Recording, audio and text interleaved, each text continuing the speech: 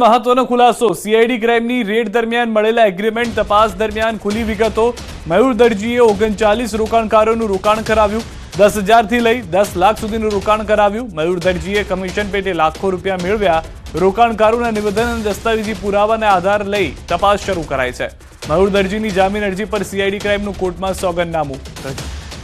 વધુ માહિતી ન્યૂઝ 18 સંવાદદાતા મૌલિક પાસેથી મેળવીશું મૌલિક જે રીતે સીઆઈડી ક્રાઇમ સતત પ્રયાસ કરી રહ્યું હતું લોકોને પણ કહી રહ્યું હતું કે ફરિયાદ કરવા આવે અને જે તપાસ થઈ રહી છે આમાં મોટી સફળતા મળી છે સિદ્ધાર્થ ચોક્કસ જે રીતે છેલ્લા 10 દિવસથી આ તપાસ ચાલી રહી છે અત્યાર સુધીમાં 7 આરોપીઓની ધરપકડ કરવામાં આવી છે મયુર દરજી સહિત એજન્ટોના જે ઓફિસમાં કામ કરતા હતા તે 7 આરોપીની ધરપકડ કરવામાં આવી એ લોકોની પૂછપરછ દરમિયાન સામે આવ્યું છે કે અત્યાર સુધી 39 જેટલા રોકાણકારો છે જેમને કરોડો રૂપિયાનું રોકાણકાર સાથે રોકાણ કરાવ્યું હતું પરંતુ તે લોકોને સમયસર પૈસા આપતા તે લોકોએ જે અત્યાર સુધીમાં ફરિયાદ નથી કરી પરંતુ એ લોકોના એફિડેવિટમાં આવું સામે આવ્યું છે કે એસબીઆઈના એકાઉન્ટમાં તેમને ફાઇનાન્શિયલ સર્વિસના નામે ખાતામાંથી 15.60 લાખ રૂપિયાનું રોકાણ કરાવી અને કમિશન પેટે રૂપિયા જે છે તે ઉપાડ્યા છે અને રોકાણકારોના નિવેદન જે છે તે ફરિયાદ ન લખાવવામાં આવે તે બાબતના છે અને સાથે સાથે દસ્તાવેજી પુરાવા જે છે તે પણ સીઆઈડી ક્રાઇમે જમા કર્યા છે આ પ્રકારના એફિડેવિટ સાથે આજે જ્યારે મયુર દરજી અને આગોતરા જામીન માટે ભૂપેન્દ્ર ઝાલા જ્યારે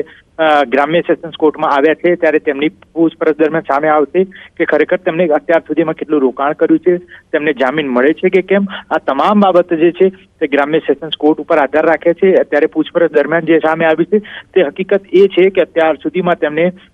લગભગ 10,000 થી લઈ 10 લાખ રૂપિયા સુધીના રોકાણ છે તે કરાવ્યા છે અને અત્યાર સુધીમાં 39 જેટલા રોકાણકારો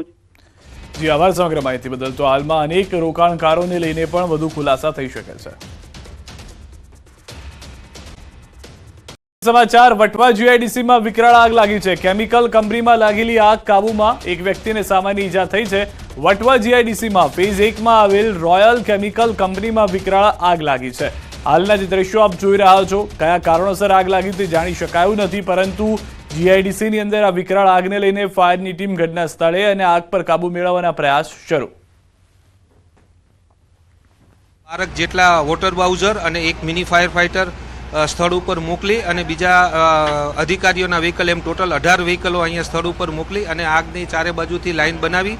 પાણી અને ફોમ મારી અને આગને અત્યારે સંપૂર્ણપણે કંટ્રોલમાં રતનપર જુરીઓના જંગલમાં આગ લાગી છે રતનપર જંગલ વિસ્તારમાં આગની ઘટના બની છે પોરબંદર ફાયર બ્રિગેડની ટીમે ઘટના સ્થળે આગને કાબૂમાં લેવા માટે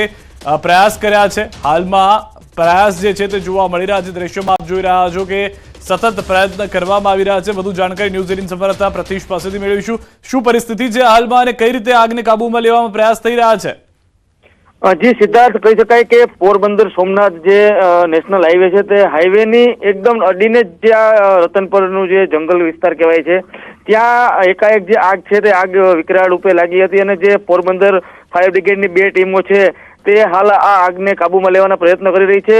સિદ્ધાર્થ મહત્વની વાત છે કે આ જે વિસ્તાર જે છે ત્યાં જુરીઓની આ જંગલ આવેલા છે તેમજ મોટી જે કહી શકાય કે વિસ્તાર છે આ જે જંગલ વિસ્તાર ત્યાં અવારનવાર આગ લાગે છે આ આગ લાગવાનું કારણ શું છે તે પણ જાણવું જરૂરી છે અને આ અંગે તપાસ થાય તો પણ મહત્વની જે ખુલાસાઓ છે તે થઈ શકે છે કારણ કે આગ લગાડવામાં આવી રહી છે કે આગ લાગે છે તેને લઈને પણ સવાલો છે સિદ્ધાર્થ આભાર પ્રતિશ સમગ્ર માહિતી બદલ તો જે રીતે હાલમાં જણાવવામાં આવ્યું કે આગ કયા કારણોસર લાગી તે જાણવું પણ મુશ્કેલ થઈ રહ્યું છે વારંવાર આ ઘટનાઓ બની રહી છે